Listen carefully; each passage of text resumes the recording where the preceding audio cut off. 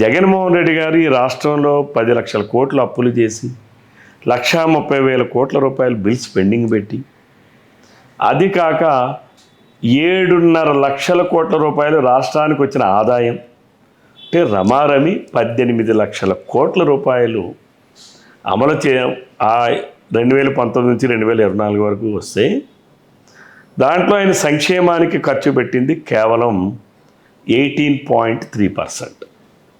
అంటే ఆయన ఆ బటన్ నొక్కా, ఈ బటన్ నొక్కా, ఇవన్నీ. మేము రాష్ట్ర ప్రజలకు ఇచ్చిన సంక్షేమం 22.4, అంటే 4% అంతకుముందే ఎక్కువ ఇచ్చాం. ఏంటి? అప్పులు చేయకముందు. జగన్మోహన్ రెడ్డి గారు ఇంత భారీగా అప్పులు చేసి ఆదాయం భారీగా వచ్చిందని అప్పుడే కాదు, ఇప్పుడు కూడా చెప్తున్నారు. బొగ్గన గారు, జగన్మోహన్ రెడ్డి ఇంట్లో కూర్చొని స్టేట్మెంట్ ఇస్తున్నారు. ఆదాయం అప్పుడే మాట ఏమి వచ్చింది. మరి ఆదాయం అప్పుడే అంత వస్తాయి, అప్పులు ఎందుకు అంత చేసావు?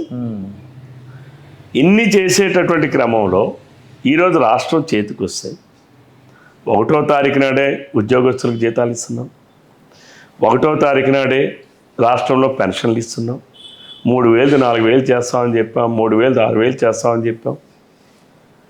22,000 కోట్ల రూపాయలు ఏడాదికి జగన్మోహన్ రెడ్డికి పెన్షన్ల కోసం ఖర్చు పెడితే, ఈరోజు చంద్రబాబు నాయుడు గారు తెలుగుదేశం కూటమి ప్రభుత్వం 34,000 కోట్ల రూపాయలు ఖర్చు పెడుతున్నాం. అంటే అదనంగా 12,000 కోట్లు.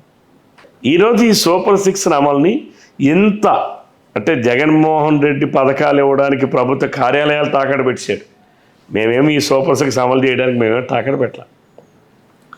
జగన్మోహన్ రెడ్డి లాగా ఈ వాలంటరీ వ్యవస్థను పెట్టి ఇప్పుడు మేము తల్లికి వందనం ఇచ్చాం. యూడైస్ డేటా అనేది కేంద్ర ప్రభుత్వం పెట్టినటువంటి దాంట్లో ఉంది. ఆ డేటాను తీసుకున్నాం, ఇచ్చేసాం. కానీ జగన్మోహన్ రెడ్డి ఏంటి, దీనికి 4 సార్లు ఆడవిడ వాలంటీర్ వెళ్ళడం, నువ్వు ఏలుముద్ర ఎట్టు, నువ్వు కాలు ఎట్టు, నీ మొహం పెట్టు, నీ ఆధార్ కార్డుతే, నీ రేషన్ కార్డుతే, నీ వాటర్ కార్డుతే, నీ ఫోన్ నెంబర్తే, లేకపోతే నీ బ్యాంక్ అకౌంట్ డీటెయిల్స్ ఇవన్నీ 10 సార్లు వాళ్ళని తిప్పించుకోవడం.